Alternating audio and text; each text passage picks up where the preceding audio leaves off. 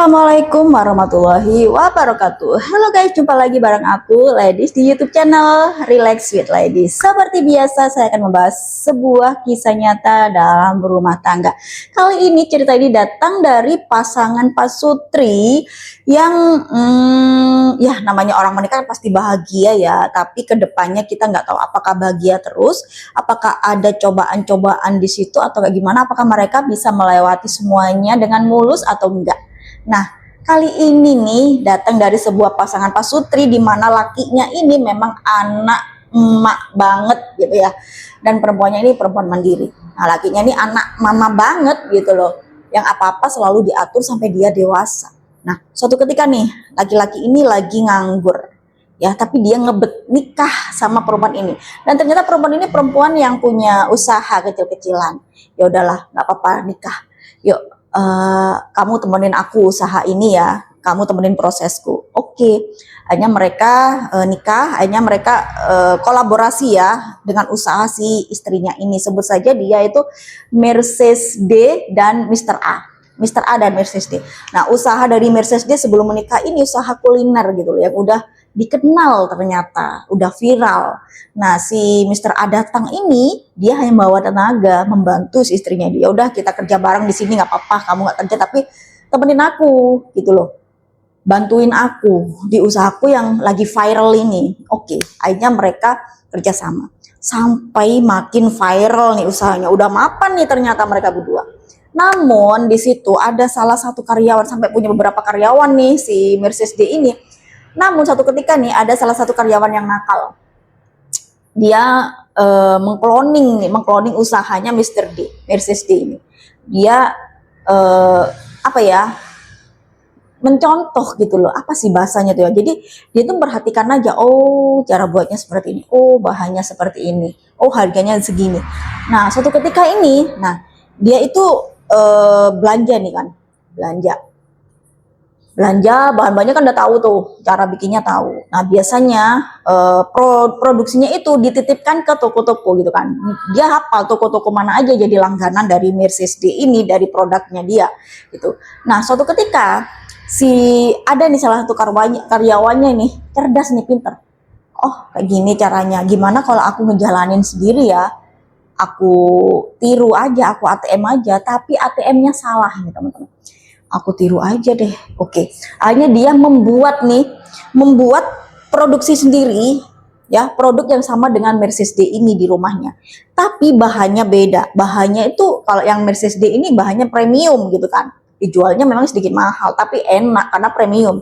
Sedangkan si karyawannya ini dia bikin produk yang sama dengan Mercedes D tapi bahannya bahan yang murahan, tapi dijual dengan harga yang sama dengan Mercedes D. Nah, kayak gimana caranya?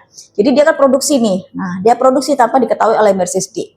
Mercedes D ini udah selesai produksi, dia titipin ke toko-toko nih.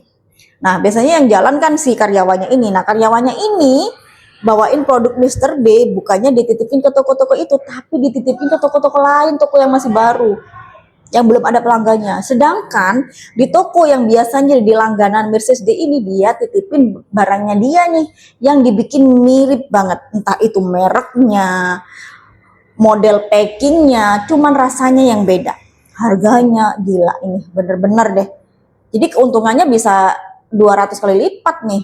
Nah, titipkanlah produksi dia sendiri tuh ke langganannya Mercedes D ini, tanpa curiga dong yang punya toko, karena dari packingnya sama, harga sama, belum pernah nyobain makan gitu loh. Nah, dijual di situ. Akhirnya yang punya Mercedes D sendiri nih dijual di toko lain yang belum ada pelanggannya, yang belum dikenal banyak orang. Nah, dari situlah mulai turun nih bisnisnya Mercedes D, karena Mercedes D merasa kok omset turun terus ya. Dia nggak pernah datang ke toko-tokonya, dia hanya nyuruh karyawannya itu tadi, dia hanya nerima uangnya. Kok akhir-akhir ini usahaku jadi turun gini ya, omsetnya kok segini amat gitu loh. Akhirnya tanya dong ke karyawannya, Dek, kenapa ya penjualan kita kok makin turun, kok gratis banget gitu. Gak tahu ya Bu ya, tokonya nggak bilang apa-apa, waktu ke sana tuh masih banyak gitu loh. Ya udahlah, berarti besok kita kurangin aja ya produksinya. Iya Bu. Nah, yang ini semakin sukses dong, semakin banyak produksinya, karena permintaan semakin banyak. Karena kan yang dijual di situ tuh produk Mercedes D itu udah dikenal gitu loh. Namun ternyata nih ada salah satu pelanggan yang komplain nih ke yang punya toko. Komplain, Bu kok rasanya beda ya, nggak kayak biasanya. Beda gimana? Ini masih produk yang sama kan? Iya, itu packingnya. Kemudian harganya juga sama. Enggak, rasanya kok aneh, beda. Masa sih? Iya, ya udahlah karena yang komplain cuma satu orang, dia nggak begitu menggubris gitu loh. Yang komplain cuma satu orang aja soalnya. Nah ini berjalan cukup lama, berbulan-bulan, bertahun-tahun, sampai akhirnya yang produksi sendiri si karyawan itu udah kaya nih, udah banyak modalnya, sedangkan si Mercedes dia jatuh, bangkrut. Nah barang-barangnya nggak laku, akhirnya ditarik, sampai akhirnya rusak itu barang karena terlalu lama di freezer.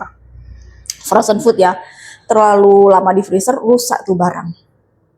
Akhirnya di sini berhasil dong, semakin berkembang. Akhirnya karena bangkrut, dia nggak bisa bayar karyawannya, ya udah dikeluarin nih karyawannya. Akhirnya dia ya udah, aku dikeluarin nggak masalah, produksi semakin banter. Nah waktu itu dia tetap nih nitip ke toko-toko langganan tadi tuh Mercedes D. Sedangkan toko yang lain udah ditutup nih, udah nggak ada lagi produknya Mercedes karena udah ditarik semua nih. Nah sampai akhirnya nih si Mercedes D ini suatu ketika dia itu penasaran gitu loh, kenapa ya produkku ini kok semakin menurun, padahal kan aku nggak ngurangin rasa, yang biasanya seramai itu kenapa sedrastis ini, semendadak ini gitu loh.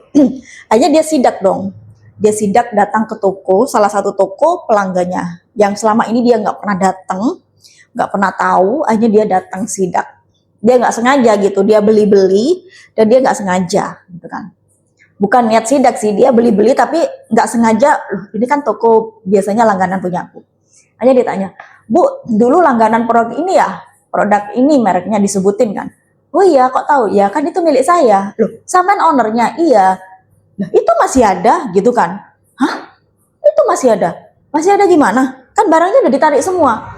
Kapan yang ditarik, Bu? Perasaan setiap 2 hari sekali masuk deh. Masa sih? Saya tuh udah narik lama loh, Bu. Iya, itu produk saya. Ini kan barangnya harganya. Iya, betul. Itu produk saya sendiri, saya pemiliknya. Loh, masih naruh kok Mbak, itu masih masuk setiap 2 hari saya bayar. Dilihat dong, penasaran dong Mercedes Denny. Yang mana coba dilihat? Hah? Mirip banget. Loh, tapi kan barang saya udah saya tarik semua. Dilihat dong, dia bingung. Packingnya, plastiknya, bungkusnya, modelannya sama persis gitu. Akhirnya dibuka dong. Bu, saya beli satu. Dibuka. Dicoba. Oh, ini bukan produk saya. Ini bukan produk saya. Gimana penjualannya di sini? Ya lumayan rame sih. Cuman kemarin ada beberapa yang komplain, tapi saya nggak gubris karena yang komplain cuma 1-2. Komplain apa? Dia tanya sih, ini masih produk yang sama kah? Soalnya harga apa? Rasanya kok beda gitu loh. Nggak kayak biasanya, lebih enak yang biasanya. Iya Bu, karena ini bukan produk saya. Saya tuh udah lama loh nutup, udah berbulan-bulan nutup, udah saya tarik semua barang saya. Ini bukan produk saya. Tolong ini siapa yang masuk ke sini? Namanya ini. Hah? Kaget dong Mercedes D. Itu kan karyawan saya Bu. Iya, itu yang dari awal emang yang masuk ke sini. Tapi ini bukan produk saya, Bu. Berarti dia memalsukan. Berarti dia bikin sendiri produk ini dan meniru semua style produk saya. Nah, dari situlah Mercedes D ini merasa, oh berarti selama ini aku dikhianati sama karyawanku sendiri. Tapi dia nggak mau cari ribut, dia nggak nyariin karyawan itu. Ya udah Bu, sekarang saya konfirmasi bahwa ini bukan produk saya. Ini produk saya itu dengan harga segini tuh bahannya premium Bu, sedangkan ini wajar kalau banyak yang komplain dan itu nggak enak. Karena ini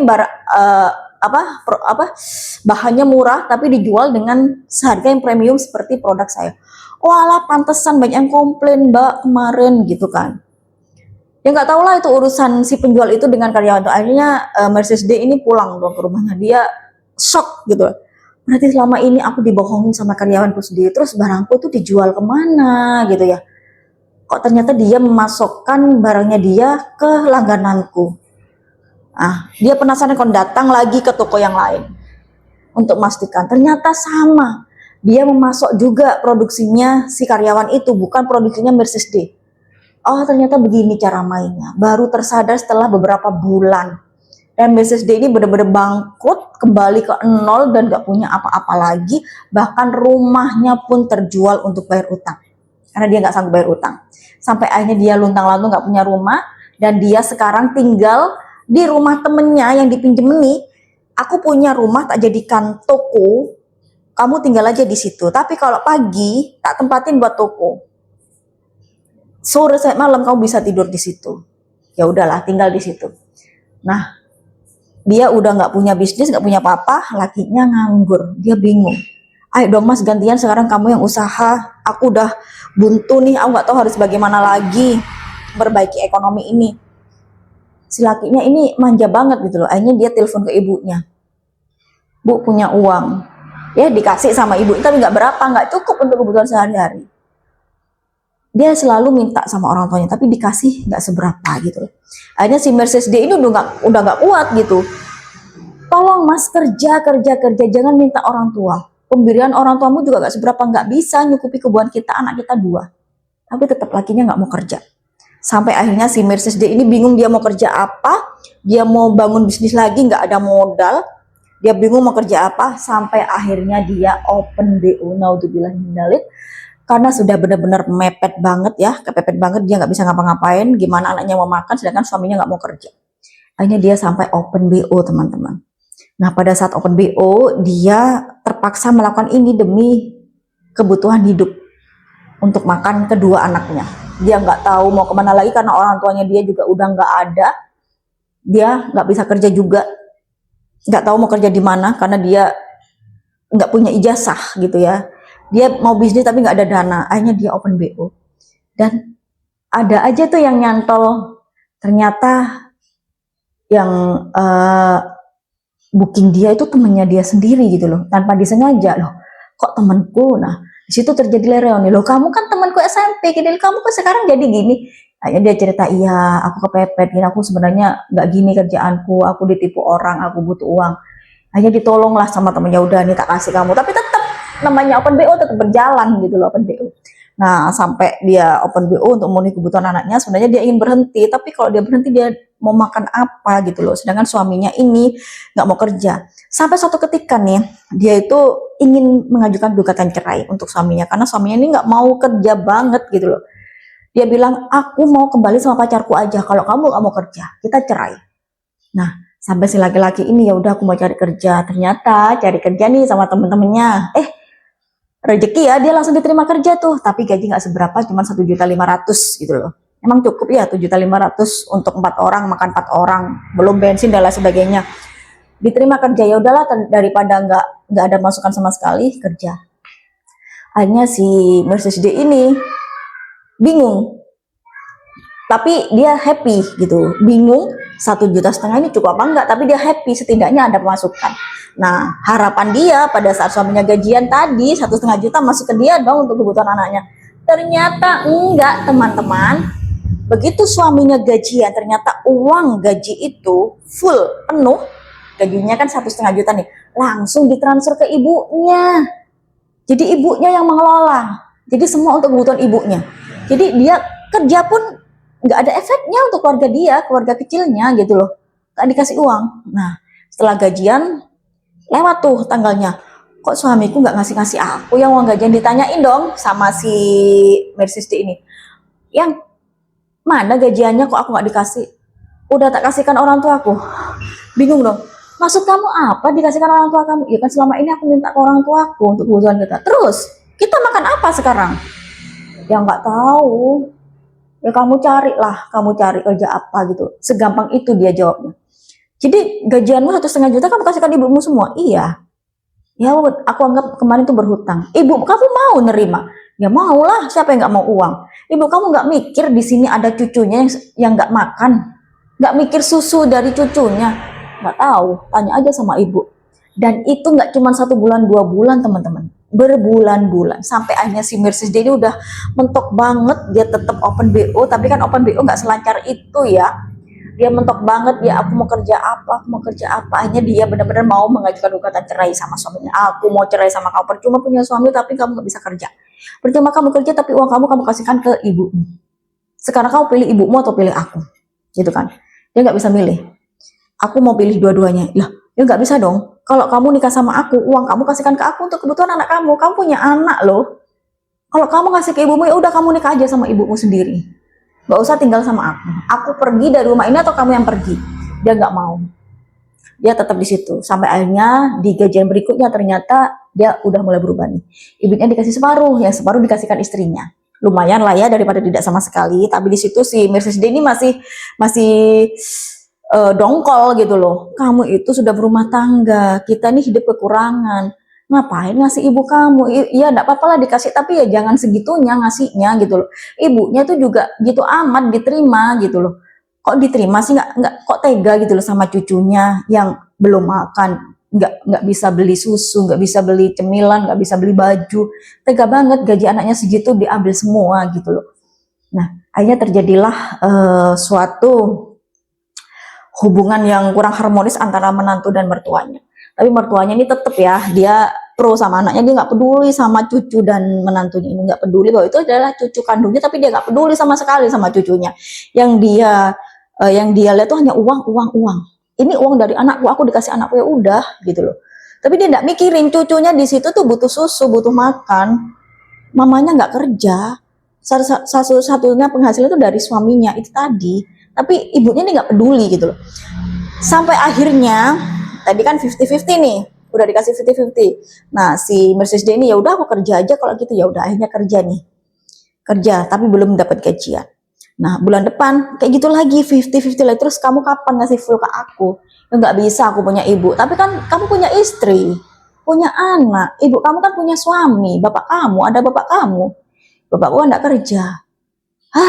Nggak mau tahu lah. Akhirnya si Mrs. D ini tetap ingin pisah gitu loh. Cuman si suaminya ini tetap nggak mau. Apapun yang terjadi nggak mau pisah.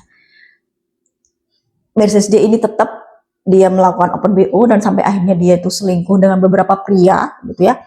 Tapi lakinya nggak tahu gitu. Dia nggak peduli sudah, entah suaminya nanti tahu atau tidak, dia nggak peduli. Yang penting dia cari kebahagiaan di luar. Dia dapat uang dari selingkuhannya itu untuk memenuhi kebutuhan hidup dia, dan itu terjadi sampai hari ini, sampai sekarang ini teman-teman. Semua karena apa? Karena suaminya, perilaku suaminya. Dia yang nggak peduli sama anak istrinya, dia nggak peduli sama keselamatan anak istrinya, kondisi anak istrinya, dia hanya peduli sama dirinya dan ibunya. Menurut kalian gimana ini nih? Apakah bisa dibenarkan sikap Mrs. D, atau Mrs. D harus patuh sama suaminya? Kalau kalian ada di posisi Mrs. D kayak gimana? Atau kalau kalian ada di posisi ibu mertua, atau kalian ada di posisi sebagai suami Mrs. D, bagaimana? Silahkan komen di kolom komentar ya. Jangan lupa subscribe channel ini, like, share, and comment. Bantu channel ini sampai berkembang. Oke, thank you. Sampai ketemu di next video. Bye-bye. Assalamualaikum warahmatullahi wabarakatuh.